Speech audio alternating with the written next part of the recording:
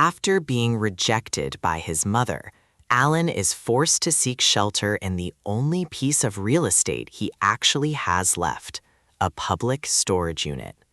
As he sits down on a cheap lawn chair inside this cold metal box, he delivers a legendary recap of his misery that perfectly summarizes why he is the most unluckiest man on television. He counts his blessings in reverse, listing every single disaster that hit him in a single week. He was blindsided by his own son Jake, reamed by the Internal Revenue Service, rejected by his lover, betrayed by his best friend, molested by a truck driver, cast out by his mother, and literally rained on by God himself. But in classic Alan Harper fashion, he looks on the bright side, muttering that this isn't even the worst week of his life. He decides to make himself comfortable on a dusty mattress, staring at the ceiling and realizing he has hit absolute rock bottom. He asks the ultimate rhetorical question, can a man sink any lower?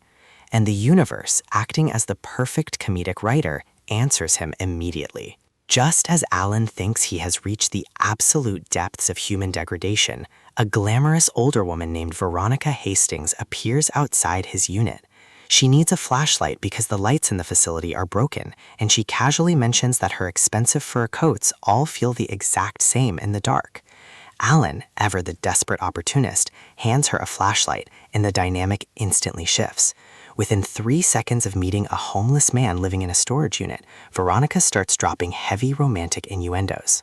She flirts with him, calling him a rascal, and invites him over to her storage unit to share some high-end, expensive wines that she keeps locked away. Alan is absolutely ecstatic. He looks up at the sky, completely convinced that his luck has turned around. He screams to the heavens, "You had a plan all along, didn't you, God?" He truly believes he is about to have a romantic, high-society encounter with a wealthy woman inside a public storage facility, proving that Alan's delusions of grandeur can never be crushed, no matter how hard life hits him. Right when Alan thinks he is about to live out a wild romantic fantasy, the plot takes an absolute left turn. Out of the shadows of the storage facility walks Herb Melnick, the awkward, lovable ex-husband of Alan's ex-wife, Judith. Alan is completely stunned to see him and awkwardly explains that he isn't exactly set up for entertaining guests in his new metal home. But Herb didn't come to visit. He came because he tracked Alan down through Walden Schmidt, and he is carrying a massive, life-altering piece of news. Herb reveals that he recently had a professional DNA test done on his young daughter, Millie. Alan braces himself, asking if it's good news. Herb looks him dead in the eye and drops the ultimate atomic bomb of the entire episode. The DNA test proves that Millie is actually Alan's biological daughter. This means Alan's complicated, messy financial and emotional ties to his ex-wife's family have just doubled in size. Alan is completely paralyzed by the horror of this realization. As Alan screams in absolute agony over the thought of extra child support and a ruined romantic night, the entire reality of the scene violently fractures. With a sharp gasp, Alan snaps open his eyes and realizes he is actually lying in a clean, bright hospital bed.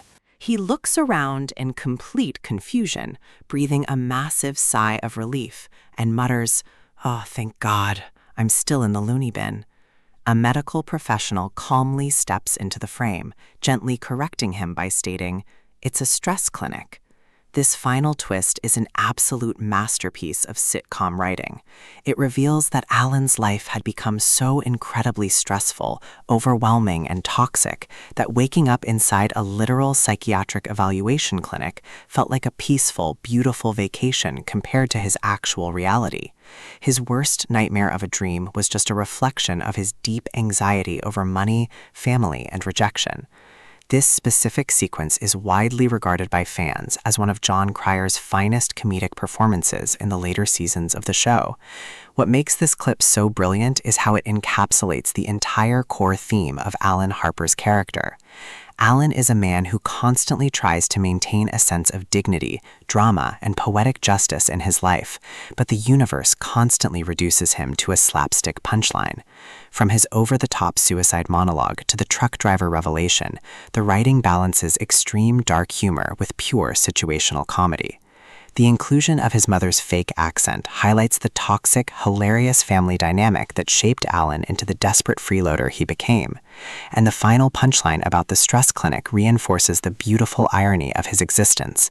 The only place Alan Harper can ever truly find peace and escape his problems is a place where he is locked away from society. It's a beautifully constructed, fast-paced sequence that shows why 2.5 Men remained a rating powerhouse for over a decade. This scene will forever remain a masterpiece of comedic timing and character suffering. What is your absolute favorite Alan Harper breakdown moment from the entire series? Do you think he deserved better, or was he the architect of his own misery? Drop all of your incredible thoughts and classic quotes in the comments section below. If you loved this detailed comedy breakdown and want to see more deep dives into classic television moments, make sure to smash that like button, subscribe to our channel Drama vs. English, and hit that notification bell so you never miss a daily upload. Thank you so much for watching, stay laughing, and I will see you all in the very next video.